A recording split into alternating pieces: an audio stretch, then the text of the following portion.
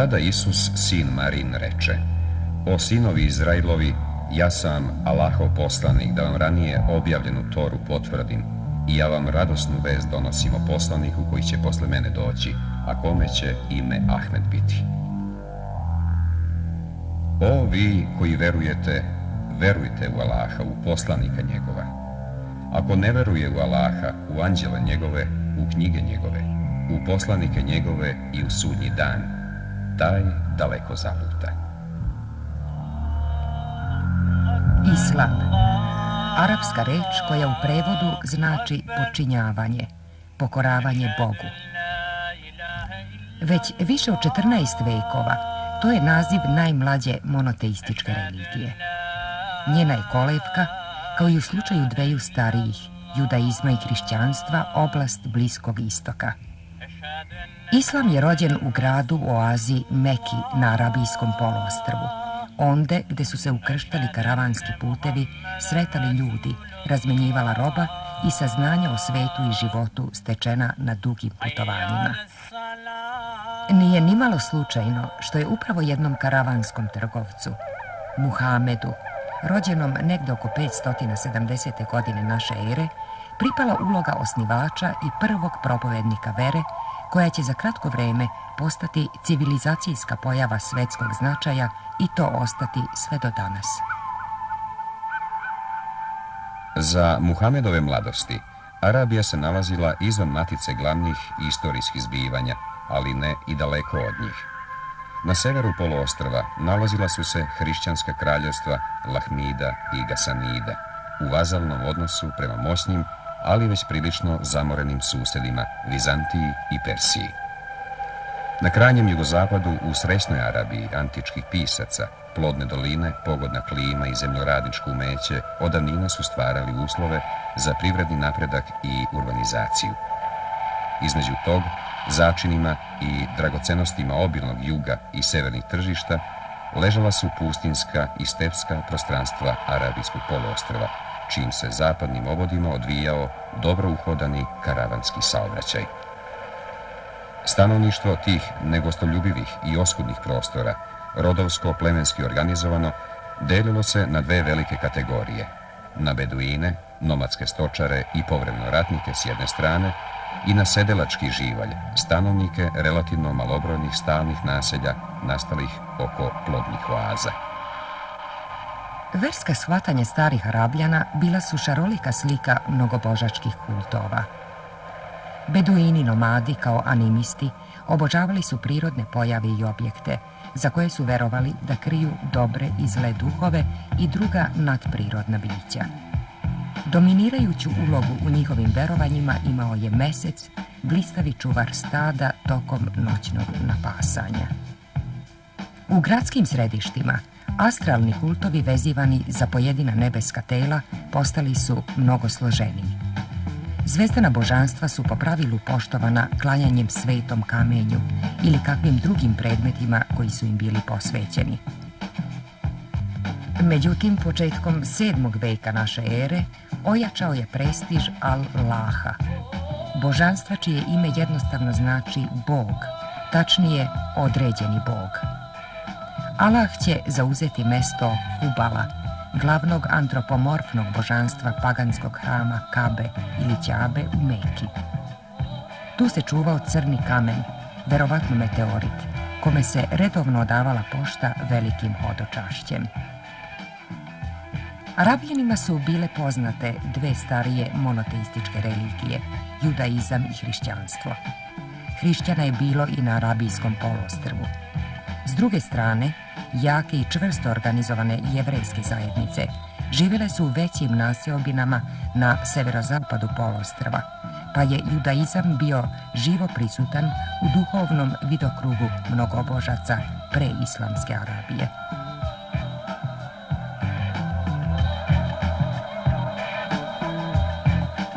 Za razliku od većine osnivača svetskih religija, Muhamed je nedvosmisleno istorijska ličnost, premda su podaci o najranijem periodu njegovog života oskudni i nepotpuni. Zna se da je bio dosta siromašan i da mu je tek brak sa imusnom udovicom Hatidžom omogućio da sigurnije kroči u tadašnji društveni život, i da se, oslobođen svakodnevnih briga, posveti verskoj meditaciji i pripremanju svog velikog poduhvata. Međutim, o tome kako je Muhamed došao na ideju da elementima arabijanskih mnogobožačkih kultova i dveju starijih jednobožačkih religija, judaizma i hrišćanstva, da novi smisao i stvori sistem najstrožeg poznatog monoteizma, teško je bilo šta određenije reći. Prema zvaničnoj, u kasnijim vekovima bogato iskićenoj islamskoj predaji, Muhamed je imao običaj da se povremeno povlači u prirodu van grada i da se onda prepušta razmišljanju. U toj samoći njemu se prikazao Allahov glasnik Džibril, u hrišćanstvu arhanđel Gavrilo, koji ga je poučio i obavezao da počne da propoveda ljudima pravu božansku istinu o jednom i jedinom Bogu kome treba da su apsolutno pokorni, to jest da postanu muslimani. U ime Allaha milostivog, milosrdnog, naučavaj u ime Gospoda svojega koji stvori. Stvori čoveka od ugruška krvi. Naučavaj, jer Gospod je tvoj najplemenitiji. On je podučio Peru, on je podučio čoveka neznanom svemu. Muhamed je počeo da širi novo učenje među stanovnicima Mekke. Oni su na to većinom gledali s podozrenjem, kao na novotariju koja može ugroziti njihov spoljni i unutrašnji svet. Kako je njegov nauk počeo da poprima sve čvršće obrise celovitog verskog, etičkog i političkog sistema i sve više pristalice u nižim društvenim slojevima, moćni planovi Mekke primoravaju Muhameda da potraži pogodnije tle za osnivanje muslimanske zajednice. Tako on odlazi u Medinu. Prelazak Muhameda i skupine njegovih saboraca iz Mekke u Medinu, takozvani hidžra, zbio se septembra 622. godine naše ere. Ovaj datum muslimani uzimaju za početak svoga računanja vremena. U Medini Muhamed prestaje da bude samo propovednik nove vere. S narastanjem i jačanjem muslimanske zajednice postaje i njen zakonodavac i državnik. Za svega nekoliko godina uspeo da slomi sve unutrašnje otpore, posebno snažnih jevrejskih plemena, da islamu bar formalno privede gotovo sve okolne, pa i udaljenije beduinske glavare. Najzad 630. godine, posle dugotrajnog sukobljavanja i pregovaranja, vraća se kao pobednik u Meku, kolevku i buduće središte najvažnijih islamskih kultova. 2 godine kasnije Muhamed umire. Svojim naslednicima, halifama, duhovnim i svetovnim predvodnicima muslimana ostavlja pripremljen teren za afirmaciju svetske misije islama.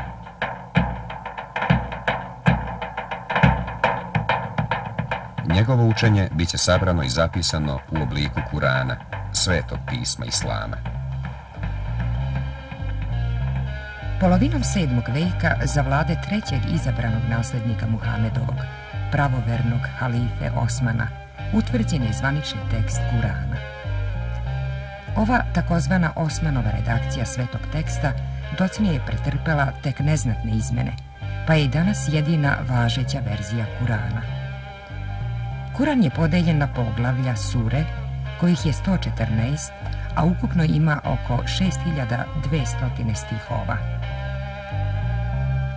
Kuran u mnogome preuzima tematiku iz jevrejsko-hrišćanske, legendarne i mitske riznice, pa se može reći da između islamske svete knjige i civilizacijskog nasleđa naroda evropskog kruga postoji široka zajednička osnova.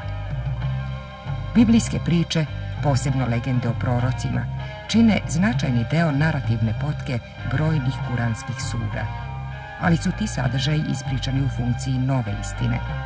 Takav je, na primjer, slučaj sa legendom o prekrasnom Josifu u Kuranu Jusufu, Mojsiju u Kuranu Musi ili pak Noju, kuranskom Nuhu.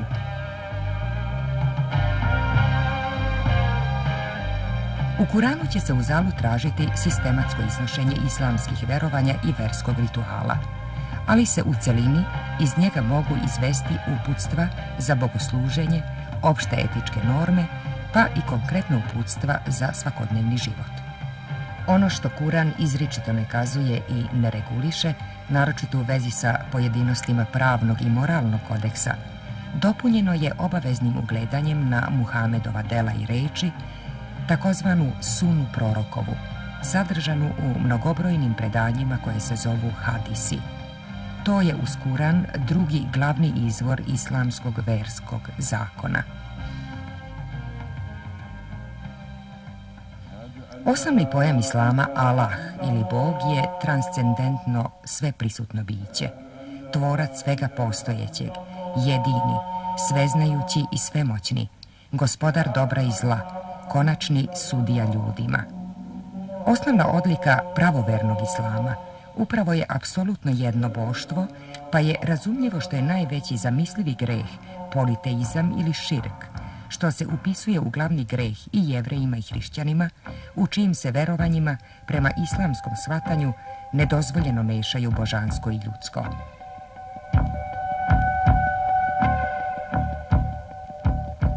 Nebeskim prostorima kreću se anđeli, Allahovi poslušnici i glasnici, eterični i bespolni uređivači nadzemaljskih zbivanja.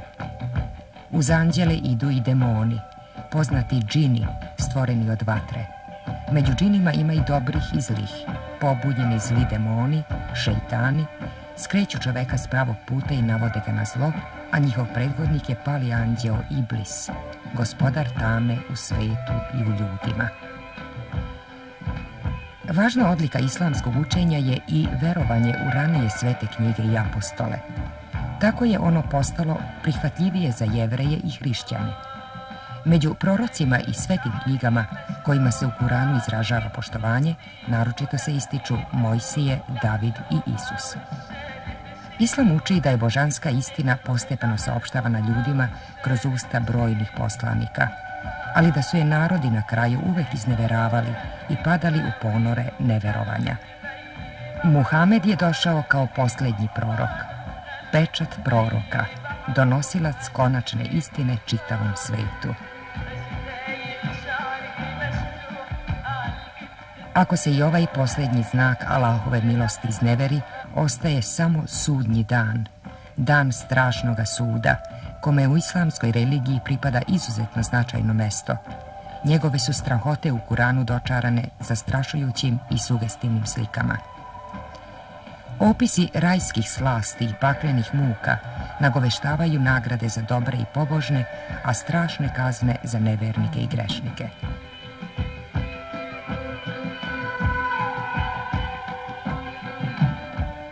Da bi se posle fizičke smrti u svetu duša postiglo spasenje, potrebno je da se čovjek za života ponaša kako dolikuje pravom verniku. Pre svega, da predano ispunjava propisane verske dužnosti ili 5 stubova islama. U islamu se, do granice formalizma, naglašeno insistira na obavljanju tih osnovnih obaveza. To je kao prvo izgovaranje šehade, svojstvene pristupnice islamu. Zatim obavezna molitva, koja se klanja 5 puta na dan. Hodočašće u sveta mesta islama, među kojima središnje mesto pripada obilaženju crnog kamena u Mekanskoj Kabi. Tu je i obaveza svakog odraslog i zdravog muslimana da tokom 9. meseca islamske godine, Ramazana, posti od izlaska do zalaska sunca i davanje zekata, godišnjeg novčanog priloga za sirotinju. Neki teolozi uz 5 navedenih stubova islama postavljaju i 6. protivrečni džihad ili, kako se najčešće prevodi, sveti rat, kao obavezu muslimana da se bori protiv nevernika i kroz tu borbu širi svoju religiju u svetu. Islam je gotovo od samog početka podrazumevao i veru i državu, kao nerazlučivu i jedinu prirodnu celinu, prema kojoj je, kao prema idealnom modelu, valjalo urediti svet. Čitav niz činilaca doprineo je brzoj ekspanziji islama nošenog arabljanskim vojnim osvajanjima udaljenijih oblasti. Velika carstva, vizantijsko i persijsko, nalazila su se u ozbiljnoj krizi, izmučena, pored ostalog i dugim međusobnim ratovima. Njihovi podanici su u osvajačima neretko dočekivali oslobodioce i vesnike novih nadanja. Za dinastije Omajada, koja se održala gotovo čitav vek, Islamsko carstvo doseže krajnje geografske granice svoga prostiranja od Atlantskog okeana na zapadu do granica Kine na istoku. doba omajadskih trijumfa istovremeno je i vrhunac arapskog islama. Islamizacija je u tom razdoblju istovremeno u velikoj meri i arabizacija. Stanovništvu zauzetih područja islam nije neposredno silom nametan, ali su uspostavljeni takvi odnosi i stvarani duhovni, moralni, intelektualni, a prvenstveno ekonomski uslovi koji su doprinosili čak i masovnom prelaženju u novu veru.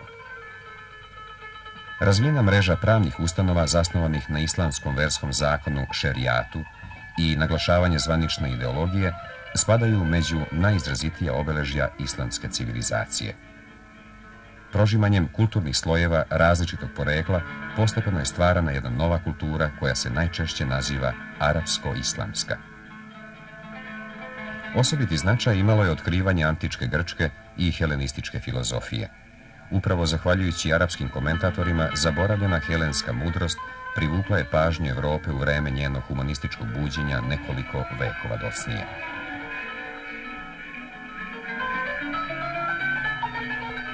Prva velika politička kriza unutar islamske zajednice izbila je u vezi sa utvrđivanjem Muhamedovih naslednika, zapravo zastupnika, halifa.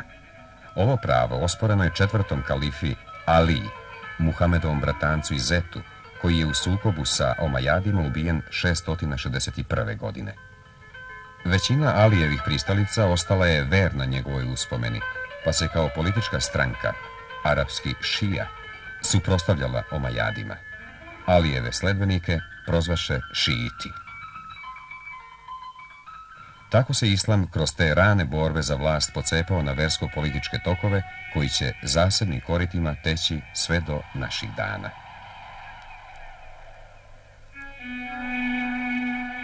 Matičnu, najbrojniju struju od početka su sačinjavali suniti, kako su nazvani muslimani lojalni Omajadima i kasnijim vladarskim kućama širom islamskog sveta, od Severne Afrike do Centralne Azije i Indonezije. Suniti danas predstavljaju više od 90% ukupnog broja muslimana u svetu.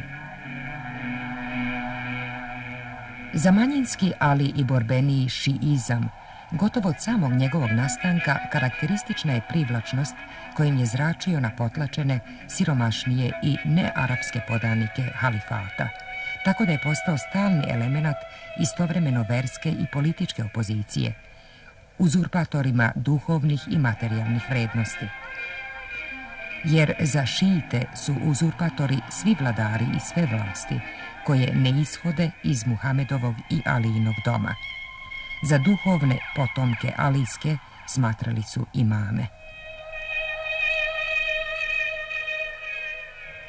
U šiitskom islamu izrazito je razvijen kult mučeništva za veru, simbolički oslonjen na spomen Alijine pogibije. Kult mučeništva povezan je s očekivanjem Mahdija, skrivenog imama koji će se kao spasitelj pojaviti na kraju vremena i uspostaviti vladavinu dobra i pravednosti, shvaćenih naravno u skladu sa šiitskim načelima pravde i morala. Šiizam je pustio duboke korene u pojedinim delovima islamskog sveta, a pre svega u Persiji, gde je početkom 16. veka za dinastije Safavida uveden kao zvanična državna vera.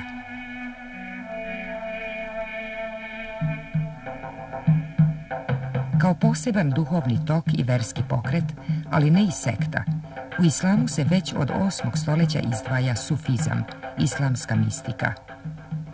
Osnovni cilj sufija bio je neposredno, intuitivno spoznavanje božanske istine, kome su težili kroz očišćenje duše od svega ovozemaljskog putem stroge askeze, duboke meditacije i vršenjem posebnih obreda. Mistici, u početku usamljeni iskušenici i pustinjaci, od 10. veka sve se čvršće i masovnije organizuju u derviške redove. U pojedinim periodima islamske istorije derviški redovi su imali znatan uticaj na kretanje u društvu. Tako su mistična bratstva, na primjer, dala odsudan podsticaj širenju islama u Africi. Još je značajniji udeo sufizma na kulturnom polju, jer su njime inspirisana mnoga velika dela književnosti i umetnosti.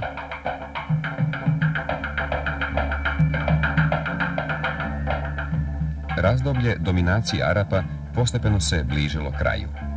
propašću Omajada i usponom Abasida 750. godine bilo je u političkom smislu i okončano. Glavni tokovi islamske istorije sve se više udaljavaju od minareta džamija Meke i Medine.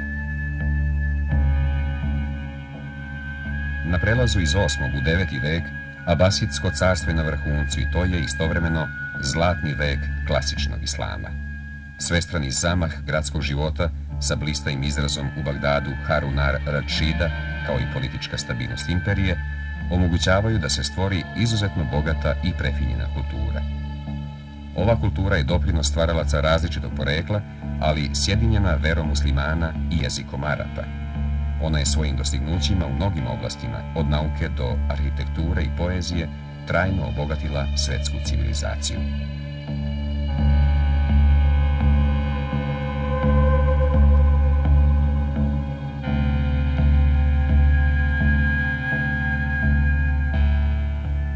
Krugu islamiziranih naroda od 10. veka pristupa jedan novi etnički element, turski, koji tokom nekoliko narednih vekova preuzima islamsku istoriju u svoje ruke.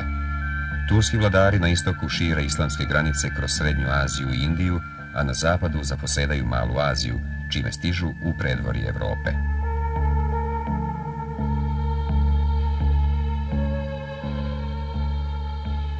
Sa novim Osmanskim carstvom, vojna i politička dominacija turskog etničkog elementa postaje glavna karakteristika u islamskom svetu.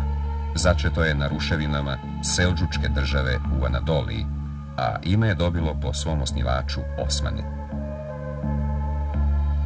Carigrad je pao 1453. godine, čime je potvrđena osmanska premoć u istočnom Sredozemlju. Po tursku vlast potpadaju i naši krajevi. Srbija je osvojena 1459. Bosna 1463. a 1541. osnovan je Budimski pašaluk. Od 18. veka moć Osmanske države, posljednjeg islamskog carstva, počinje da opada, a njena se teritorija smanjuje. Buđenje islamskog sveta u 20. veku, mahom u obliku nacionalno-oslobodilačkih pokreta i stvaranja nezavisnih nacionalnih država, predstavlja novu realnost. Posljednjih godina islam se i kao politički činilac sve samosvesnije javlja sa željom da ponovo postane ravnopravan partner u određivanju sudbine sveta, u kome danas, prema približnim procenama, živi oko 800 miliona njegovih sledbenika.